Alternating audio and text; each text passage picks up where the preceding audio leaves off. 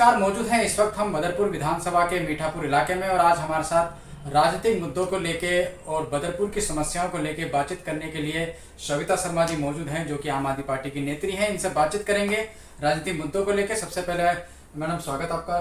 बहुत बहुत धन्यवाद आपका। आज भगवान श्री कृष्ण जी की जन्माष्टमी है। इस अवसर पर क्षेत्रवासियों के लिए क्या संदेश आप देना चाहेंगे? सबसे पहले तो कृष्ण जन्माष्टमी की सभी को बहुत बहुत बधाई और शुभकामनाएं। और मुझे लगता है कि भगवान श्री कृष्ण ने गीता का इतना बड़ा ज्ञान हमें दिया है, तो उसमें से हम कुछ एक दो पॉइंट जो आज के समय में हम अपना सकते हैं, जो मुझे लगता है कि सबको अपनाना चाहिए। कि भगवान श्री कृष्ण जी ने ये कहा था कि अगर कोई भी व्यक्ति किसी भी गलत व्यक्ति का अगर साथ देता है, चाहे प्रत्यक्ष या अप्रत्यक्ष रूप से, तो वो भी उस पाप का भागी होता है और आपका कर्म ही आपका धर्म है। तो मुझे लगता है ये दो चीजें अगर आज के समय में हम अपना के चलें तो सभी की जिंदगी में सुख शांति समृद्धि और आचार व्यवहार सब बहुत अच्छा हो जाएगा। तो ये दो चीजें जीवन में जरूर अपनानी चाहिए कि हम किसी गलत का साथ ना दें। भगवान श्री कृष्ण से कम हम इतना तो आज के समय में सीख सकते हैं, ले सकते हैं कि हम किसी गलत का आगे साथ ना दें और हम सत्य और अहिंसा के मार्ग पर चले। अच्छा सविता जी, आप शिक्षा से जुड़ी हुई हैं, काफ़ी लंबे समय से आप आम आदमी पार्टी में रही हैं और स्कूल मैनेजमेंट कमेटी की से भी आप जुड़ी रही हैं। तो शिक्षा के बाद अगर बात करें तो रेखा गुप्ता जी जो स्कूल बिल लेकर आए थे, क्या लगता है आपको का इससे कुछ बदलाव शिक्षा के क्षेत्र में भाजपा के राज में आएगा? देखिए, अगर शिक्षा की बात करें तो सिर्फ हमें मनीष सिसोदिया जी याद आते हैं आज भी, क्योंकि जिस तरह से दिल्ली में शिक्षा के क्षेत्र में जो बदलाव हुआ इतना बड़ा और विश्व स्तरीय शिक्षा का जो प्रावधान हुआ वो सिर्फ आम आदमी पार्टी लेकर आई, दिल्ली की सरकार पहले लेकर आई। लेकिन आज और उस समय में एक चीज और समझने वाली है कि जिस वक्त आम आदमी पार्टी की सरकार थी उस वक्त प्राइवेट स्कूलों की फीस पर रोक लगा रखी थी, मतलब अननेसेसरी फीस नहीं बढ़ा सकते थे क्योंकि उनको ऑडिट कराना था।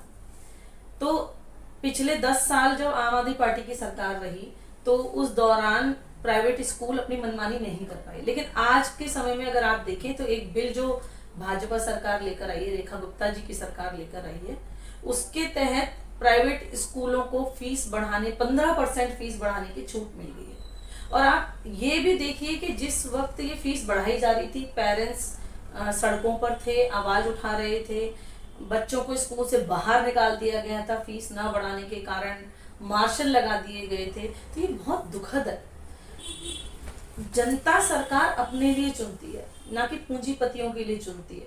और यहाँ पर जब ये बिल आया तो ऐसा लगता है कि कहीं ना कहीं भाजपा की सरकार, बीजेपी की सरकार प्राइवेट स्कूलों के साथ खड़ी है। उनको मौका दे दिया कि अब आप अपनी मनमानी करिए। देखिए, जिस तरह से उस बिल में अब इन्होंने बोला कि हम एक कमेटी बिठाएंगे और वो ऑडिट कराएंगे, पर ये सब दिखावा है क्योंकि उस कमेटी में जो मेंबर्स आप ला रहे हैं वो स्कूल के टीचर हैं, जो आप उस कमेटी में मेंबर ला रहे हैं वो आपके अपॉइंट करे हुए पेरेंट्स हैं। तो यहाँ लोकतंत्र कैसे रह गया? लोकतंत्र तो रहा ही नहीं, क्योंकि अगर आप किसी भी कमेटी की जांच या किसी भी मुद्दे पे अगर आप बात करना चाहते हैं तो वहाँ इलेक्टेड मेंबर होने चाहिए, यानी कि वोट करके आए हुए लोग होंगे तो वो स्वतंत्रता से काम कर पाएंगे। लेकिन अगर सिलेक्टेड लोग होंगे, अगर अपॉइंट किए हुए लोग होंगे, तो वो कभी भी स्कूल के खिलाफ नहीं जाएंगे और वो स्कूल के फेवर में ही सारे फैसले आएंगे। तो अब तो मुझे लगता है कि दिल्ली के जो माता पिता हैं जिनके बच्चे प्राइवेट स्कूल में पढ़ते हैं, उनको ये समझना लेना चाहिए और स्वीकार कर लेना चाहिए कि अब प्राइवेट स्कूलों पे लगाम तो नहीं लगेगी और उनकी मनमानी अब चलेगी। 900 करोड़ की लागत से शिक्षा व्यवस्था में सुधार लाया जाएगा, एक ऐतिहासिक कदम रेखा गुप्ता का बताया जा रहा है। पहले तो वो 900 करोड़ कहाँ है, पहले तो वो पता चले। क्या सारा सिर्फ भाषणबाजी में, क्योंकि अभी तक हम सुनते आ रहे हैं सिर्फ भाषणबाजियों के अलावा तो कुछ हुआ नहीं है। और शिक्षा के क्षेत्र में बदलाव कहाँ दिख रहा है आपको? क्योंकि बिल्डिंग तो पहले ही बन चुकी है, बच्चों के लिए सुविधाएं तो दिल्ली सरकार पहले ही दे चुकी है। लेकिन आप आज की स्थिति में आपको बता दूं, गवर्नमेंट स्कूलों का हाल फिर से वही खराब होना शुरू हो गया है। वहाँ व्यवस्थाओं की कमी शुरू हो गई है, टीचर्स है नहीं, प्रिंसिपल्स है नहीं, अपॉइंटमेंट कुछ हो नहीं रहा, प्राइवेट स्कूलों को मनमानी करने दी जा रही है। तो वो 900 करोड़ कहाँ लगेंगे? मैं पूछना चाहती हूँ कि वो 900 करोड़ कहाँ लगाओगे। मैं तो चाहती हूँ कि दिल्ली के बच्चों का भविष्य सुधरे। अच्छा है अगर आप 900 करोड़ लगाकर अगर शिक्षा में बदलाव लाना चाहते हैं, पर ये सब जुमलेबाजियां हैं जो अब तक हम देखते आए हैं केंद्र सरकार की। विधेयक लाया गया है जिससे जो फीस बढ़ती है इसमें कंट्रोल किया जाएगा। देखिए मैंने वही कहा ना कि फीस बढ़ने पे कंट्रोल को लेकर के जो कमेटी बनाई गई है, वो भी विपक्ष ने जब मांग की इसकी कि आप इस तरह से फीस बढ़ने के लिए नहीं आप छूट दे सकते प्राइवेट स्कूल्स को, तो विपक्ष की मांग पर एक कमेटी बनाई गई, लेकिन उस कमेटी का जो गठन है वही गलत है। उस गठन की जो प्रक्रियाएं हैं वो सही नहीं है। आप कमेटी बना रहे हो, आपने अपने लोग वहां बिठा दिए, तो वो आपके फेवर में जजमेंट लाएंगे ना, पेरेंट्स के फेवर में जजमेंट कैसे आया। मैंने बोला कि अगर आपको फेयर डिसीजन लेना है तो वहां पर लोकतंत्र का आप इस्तेमाल करें, वहां पर चुनने के लिए वोटिंग के का प्रावधान करें, पेरेंट्स चुन के आएंगे, वो पेरेंट्स शायद दूसरे पेरेंट्स की आवाज उठाने के लायक होंगे। क्या ये व्यवस्था आम आदमी पार्टी के राज में, मनीष सिसोदिया जी के राज में था? बिल्कुल था। स्कूल में मैनेजमेंट कमेटियां बनाई गई। अगर आपको पता होगा कि पहले प्राइवेट स्कूलों में सिर्फ एसएमसी हुआ करती थी, स्कूल मैनेजमेंट कमेटियां बनती थी सिर्फ कागजों में प्राइवेट सरकारी स्कूलों में। लेकिन जैसे ही आम आदमी पार्टी की सरकार बनी, पीटीएम शुरू हुए सबसे पहले, जो कि सिर्फ प्राइवेट स्कूलों की व्यवस्थाएं थी। पीटीएम शुरू हुए, पेरेंट्स को आगे लेकर अंदर स्कूल में एंट्री कराई गई उनकी, और स्कूल मैनेजमेंट कमेटी जब बनाई तो बाकायदा उनके इलेक्शन हुए, उनके वोटिंग हुई पेरेंट्स की, और वो चुनकर उस कमेटी के मेंबर बने। तो जब चुनकर कोई भी कमेटी के मेंबर बनते हैं या कोई संस्था बनती है, तो वो ज्यादा स्वतंत्र होती है काम करने के लिए, और दिमाग से ज्यादा स्वतंत्र होती है। अच्छा, जब जितनी कमेटियां आपके समय में आम आदमी पार्टी के राज में बनी थी, क्या भाजपा के आने के बाद वो सभी कमेटियां भंग कर दी गई? हाँ, अभी कोई भी कमेटी नहीं है। देखिए मतलब भाजपा को आए हुए भी लगभग फरवरी में, क्योंकि इलेक्शन हो गए थे, और हर बार जून में जुलाई में इलेक्शंस होते हैं, लेकिन अभी इस बार कुछ पता ही नहीं कि इलेक्शन कब होंगे। कोई कमेटी नहीं है, कोई मीटिंग नहीं है, स्कूल में क्या डेवलपमेंट चल रहा है, स्कूल में क्या इश्यूज आ रहे हैं बच्चों के। अभी देखिए एडमिशन टाइम निकल गया, कोई मतलब स्कूल में अगर मैनेजमेंट कमेटी होती है तो स्कूल में पेरेंट्स उनसे जाके मिलते हैं, अपनी समस्याओं को बताते हैं, लेकिन अभी इस वक्त आप समझिए कोई कमेटी नहीं है, और लोगों को इतनी मुश्किल हो रही है कि वो किससे कांटेक्ट करें। वो तो चलिए शुक्र है कि विधायक यहाँ पर हैं, उनका ऑफिस यहाँ पर है, तो वो आसानी से वहां जा पा रहे हैं, वहां जाकर के अपनी क्वेरीज को उठा पा रहे हैं, हमसे मिल पा रहे हैं, तो हम उनको हेल्प कर रहे हैं। पर सरकार ने कोई कमेटी इस वक्त नहीं बनाई है। मैडम एक बात मैं आपसे और पूछना चाहता हूँ, आम आदमी पार्टी का जब शिक्षा बजट आता था और अब जो भाजपा का शिक्षा बजट आया है, उसमें कुछ बढ़ोतरी हुई है या गिरावट देखने को मिली आपको? देखिए, एक दिल्ली में जो आम आदमी पार्टी की सरकार थी, तो पूरे देश में एक पहली सरकार ऐसी थी जिसने शिक्षा के बजट में बढ़ोतरी की थी। 25% जो हमारा बजट था वो शिक्षा को दिया, तभी इतना बड़ा बदलाव हमें देखने को मिला कि चाहे बिल्डिंग हो, चाहे बच्चों के बैठने के लिए डेस्क हो, चाहे पीने के पानी की सुविधा हो, और चाहे शौचालय हो, और बहुत सारी तरह की चीजें होती है, छोटी छोटी चीजें जो स्कूल में मुहैया कराई गई, लैब बनाए गए। लेकिन जैसे ही भाजपा की सरकार आई, अब मुझे नहीं पता ये कैसे 900 करोड़ के बजट की बात करते हैं, बट जैसे ही भाजपा की सरकार आई और इन्होंने अपना जब बजट पेश किया, तो मैं शॉकिंग थी कि इन्होंने शिक्षा के बजट में काफी भारी भरकम कटौती की है। तो अगर आपकी मंशा शिक्षा पर वाकई काम करने की है, अगर आप चाहते हैं कि दिल्ली के लोग शिक्षित हों, तो आपको बजट बढ़ाने, कम करने की जगह बढ़ाना चाहिए था। आपने बजट को घटा करके अपनी मानसिकता दिखा दी कि आपको शिक्षा में काम करने में कोई इंटरेस्ट नहीं है। अच्छा मैम, आजकल मैंने सुना है, पहले तो सुना था कार चोरी होती है, मोबाइल चोरी होते हैं, आप सुना है कि वोट भी चोरी होने लगे हैं? देखिए, वोट चोरी का तो मैं आपको बताती हूँ, जिस वक्त हमारे दिल्ली के विधानसभा इलेक्शन चल रहे थे, उस वक्त रात में डीएम यहाँ पर आ रहे थे, चुनाव आयोग के सदस्य, रात में 12 बजे 1 बजे, क्योंकि मेरे पास में ही ऑफिस है, तो मुझे खबर मिलती थी कि भाई अधिकारी रात में 12 बजे 1 बजे आ रहे हैं। तो मैं सोच में पड़ जाती थी 12-1 बजे कौन सा काम होता है, जो काम इनसे दिन में नहीं हो रहा वो ये काम रात में कैसे करेंगे, क्योंकि दिन में भी हमने इतने सारे वोट अप्लाई किए, वो वोट नहीं बने।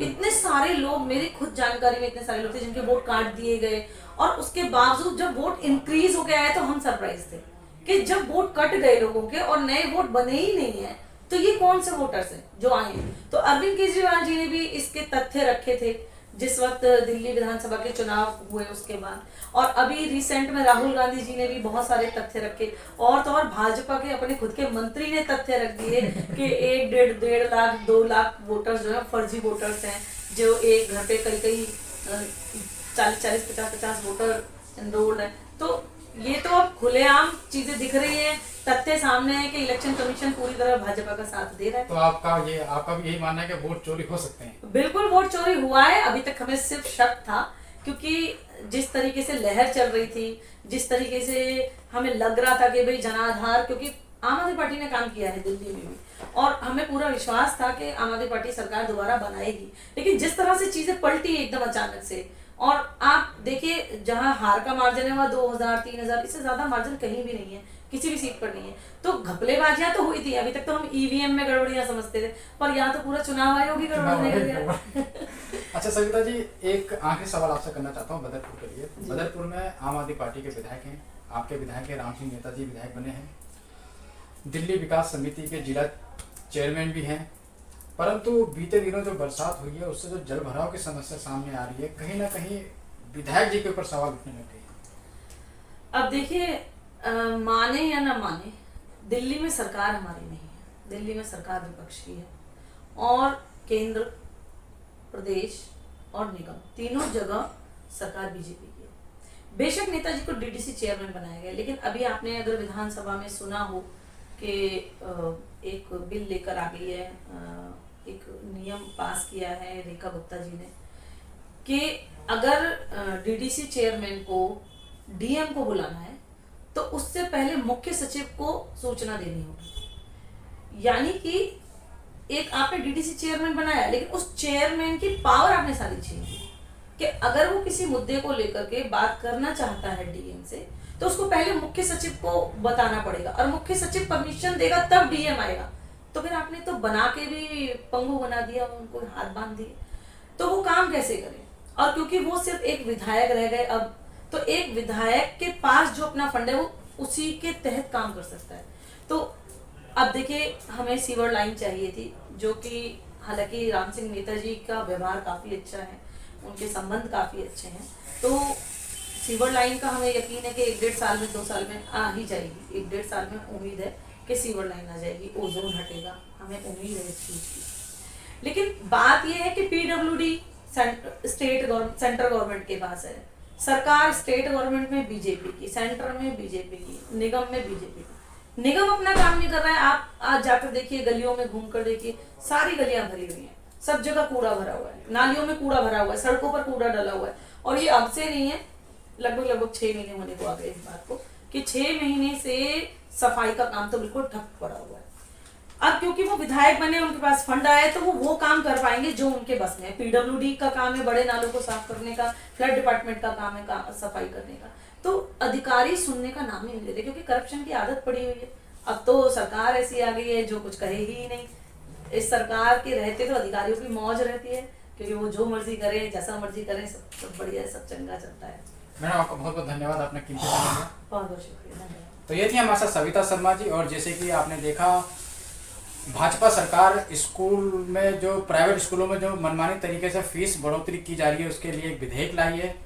और शिक्षा के क्षेत्र में ऐतिहासिक कदम रेखा गुप्ता जी का बताया जा रहा है। देखना बहुत अहम होगा कि रेखा जी के जो ये ऐतिहासिक कदम है, ये कितना फलदायक स्कूल के बच्चों के लिए होता है, वो आने वाले समय में पता चलेगा। तब तक आप बने रहिए, जुड़े रहिए हमारे साथ। नमस्कार।